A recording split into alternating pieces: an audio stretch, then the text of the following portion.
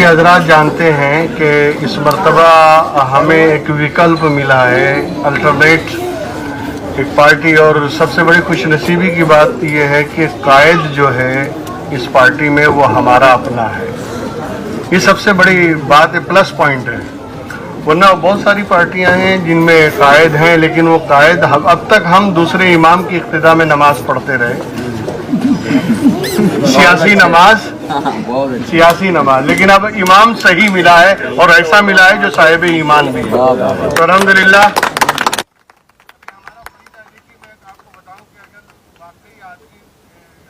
कोई भी पार्टी हो, XYZ, हिंदुस्तान में इतनी सारी पार्टियां हैं, मैं ऑल इंडिया बात कर रहा हूँ।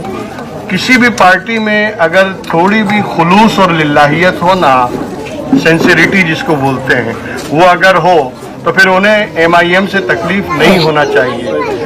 तकलीफ होना ही इस बात की दलील है कि वो अंदर से कुछ है और बाहर से कुछ नहीं।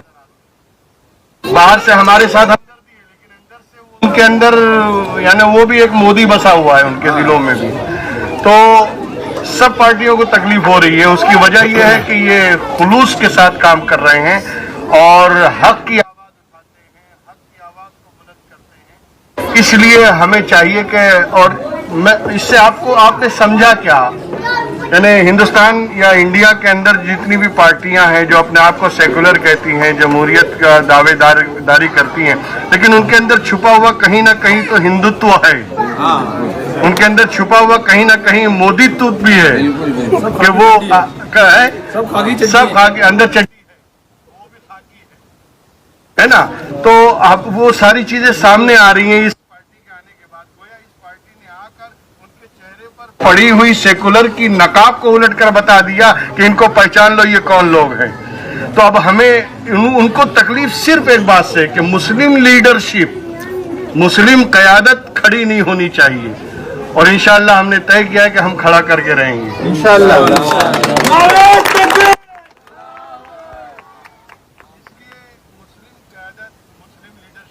जब एक मैदान में आई है तो हमारा फर्ज बनता है कि हम उसे सपोर्ट करें, दिल के साथ सपोर्ट करें, मुनाफिकत ना करें। निफाक नहीं होना चाहिए कि दिल में कुछ है जाहिर में कुछ है, वो नहीं होना चाहिए। इसलिए कि मुनाफिकत किसी मैदान में जायज नहीं है, सिर्फ दीन में नहीं बल्कि सियासत में भी मुनाफिकत नहीं होनी चाहिए। बिल्कुल खुले दिल से जो करना हो वो करना है और इंशाअल्लाह वो करके रहेंगे। और एक दिन आप देखेंगे कि इंशाअल्लाह अज़ीज इस पार्टी का जब पंजा, यहाँ अभी तो कंकर मार के पानी नाप रहे कि गहरा कितना है, अभी तो सिर्फ कंकर मारा गया है। और जिस दिन झंडा गाड़ेंगे उस दिन देखना क्या आलम होगा इंशाअल्लाह। बस आप सभी हजरात का सपोर्ट चाहिए, आप सभी हजरात का साथ सहकार। 21 तारीख को एक वोट भी मिस नहीं होना चाहिए, औरत हो या मर्द। और नंबर याद रखिएगा, पतंग याद रखो, पतंग नंबर नहीं, पतंग तो है ही है, लेकिन मैं नंबर बता दूं, नंबर भी याद रहेगा आपको। 2 नंबर अल्ताफ भाई, 4 नंबर अल्ताफ भाई का कितना नंबर? 2 नंबर जाहिर में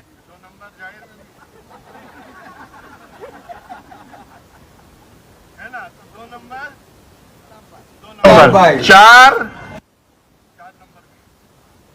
4 कैसे याद रहेगा?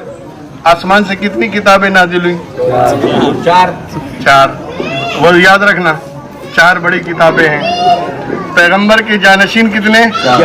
4।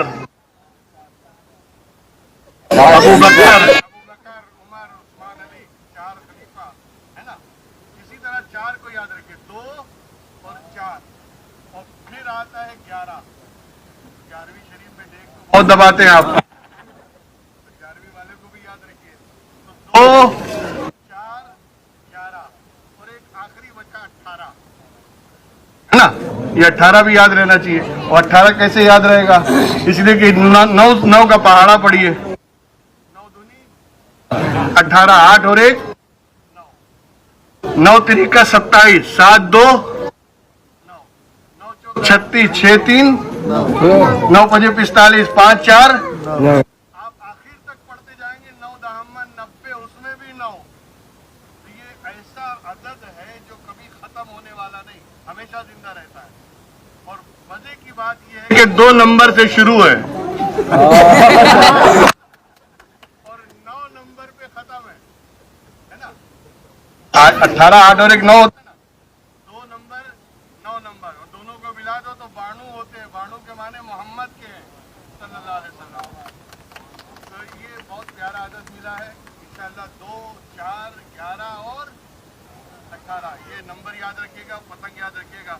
बस पतंग ही को दबाना है और 21 फरवरी है, लेकिन हमें इसे उत्तरायण का दिन 14 जनवरी बनाना है इंशाअल्लाह।